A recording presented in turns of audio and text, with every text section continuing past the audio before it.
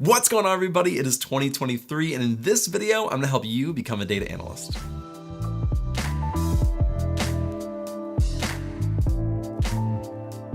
We're gonna start at the very beginning, assuming you haven't started this process at all of becoming a data analyst. If you already have, you can kind of find, identify where you are in this process, and then go from there. Now, before we dive into everything, I want to warn you, I will be mentioning my own channel a lot in this video. I have videos and playlists on just about every single topic that we're going to be talking about today. I'll have all the links to those videos in the description so you can dive into those topics more in depth. So I hope that's okay. And it's all completely free. I've been building this out for the past 3 years, and honestly, you can probably get 90% of the way to learning everything you need for data analytics just on my channel. So now that I've warned you, let's jump into number 1, and that is learn the data analyst skills. Now, there are literally 100 different things that you can learn for data analytics. You can learn things like AlterX or a cloud platform or different programming languages, but there are some core skills that I recommend you start out with before kind of branching into some of those other skills. The number 1 skill that I always recommend people start with is SQL. SQL is just one of those fundamental skills I think everybody should learn. Even if you don't use SQL, you'll use some variation of SQL if your company has a large enough data set. SQL is used to actually query and retrieve data from a database. So if your company collects data, which every company does, they're going to put it somewhere to store. It's usually stored in a database, and SQL is how you get that data from the database. I think SQL is also fairly easy to learn, which makes it really good when you're just starting out. I have several playlists dedicated to SQL, starting from beginner all the way to advanced, and you can learn all of that for free. One other reason why I think you should learn SQL first is that a lot of companies interview or have a technical interview during the interview process on SQL. That's something that really caught me off guard when I was first starting out because I thought it was going to be more behavioral. I didn't even know what a technical interview was. So knowing SQL actually became a really important part of interviewing and getting a job as a data analyst. The second skill that I will learn is a business intelligence tool like Tableau or Power BI. Now, there are a ton of different BI tools. I can literally name 10 off the top of my head that I've used throughout my career.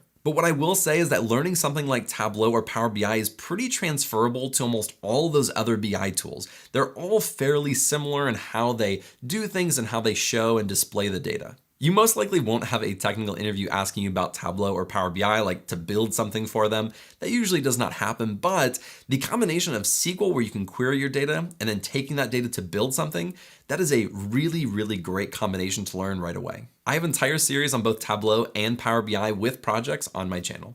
The third skill that I would learn is Excel. Now, most people have used Excel. They know what Excel is and how it's used, but it can be used a little bit differently for a data analyst. For example, in Excel, a lot of people haven't cleaned data in Excel or built charts and graphs using Excel, and those are things that data analysts would probably do.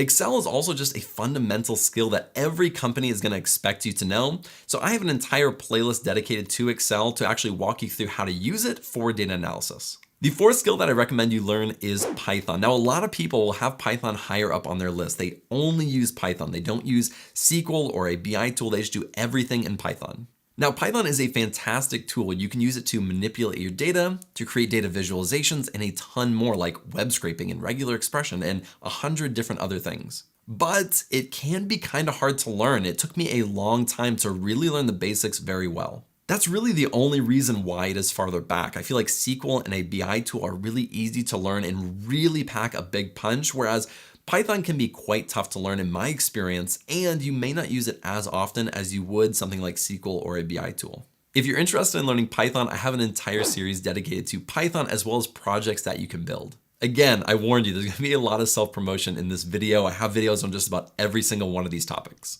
The fifth and the last skill that I recommend you learning, and this is the only one that I don't have a series on yet, I will make those, is learning a cloud platform like AWS, Google Cloud Platform, or Azure. There's no denying that these platforms have played a huge impact in how we use data as a whole in the data analyst industry. They can be kind of tough to learn though if you aren't using it hands-on in an actual job.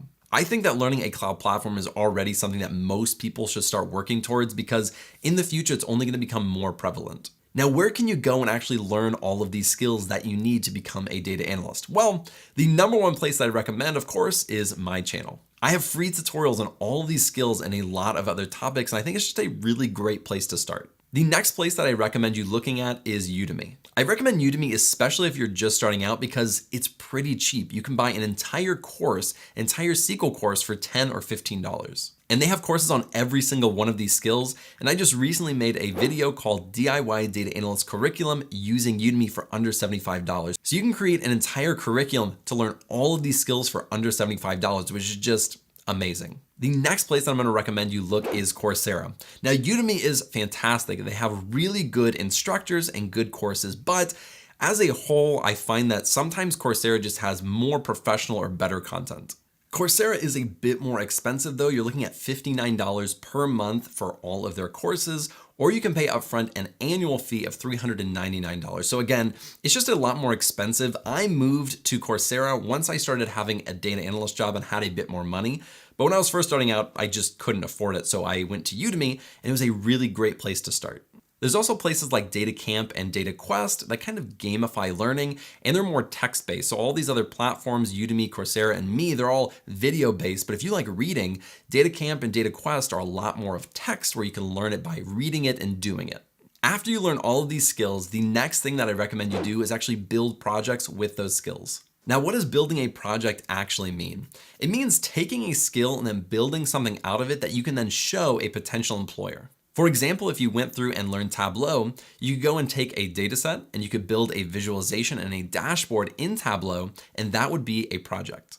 With these projects, you can build something called a portfolio, and I usually call it a portfolio website. A portfolio website is a website that you create where you store all of your projects, and then you can share that with recruiters and hiring managers so that they can see all of your work. Now, do you absolutely need a portfolio to show employers? No, you don't, but it does help in two different ways. The first thing that it may do is actually help you land the interview. If you have a link on your resume and they click on it, they may see your skills and see your projects and be like, man, this person really knows what they're doing. This is exactly what we need. The second reason that I recommend building projects is because most likely during your interview, you're going to get asked questions like, how have you used SQL? How have you used Tableau? And if you don't have any experience in that, you're just going to say, well, I've taken courses to learn it. But with a project, you can be a lot more specific. You'll be able to say, well, I actually just built out this project in Tableau. I took the data and cleaned it in Excel, and then I put it in Tableau and built out this dashboard, and here are the insights that I found from this data set. It's just a much better answer. And as a hiring manager myself, I can tell you that it is definitely beneficial to build out these projects. The next step that I recommend you take in becoming a data analyst is building a data analyst resume. The resume, to say the least, is extremely important. It's what's going to actually allow you to land an interview to potentially get a job. Now, if you were like me when I was first starting out, I had a resume. It just had nothing to do with data analytics. So how do you make a data analyst resume if you don't have any experience as a data analyst? Well, you are asking the perfect questions because the very first things that we talked about are what are going to go on your resume, those skills and those projects. If you have no experience or degree, like myself, who has a recreational therapy degree, if you have no background in this, it can be really daunting to kind of display that you know what you're doing and that a company should hire you. So what I usually recommend is right beneath your contact at the top, you put your skills and your projects that you built out on your resume. Things like work experience and education should go on your resume as well, but just a little bit lower. You want them to see those things before they see that your last work experience was at Domino's and you have a degree in marine biology. It's just not relevant to data analysis. And if you put those things at the top, they're probably going to rule you out right away. The fourth step to become a data analyst is actually applying. You have the skills, you have the projects, you have the resume. Now you're ready to start applying for those data analyst jobs. Now, there's a lot of different opinions on how you need to go about applying for data analyst jobs, but I'll give you my take on it, and this has been the most successful for me in my career. The first thing that I want to mention is actually what I would not do, which is just blindly apply on Glassdoor, Monster, ZipRecruiter, and all these other platforms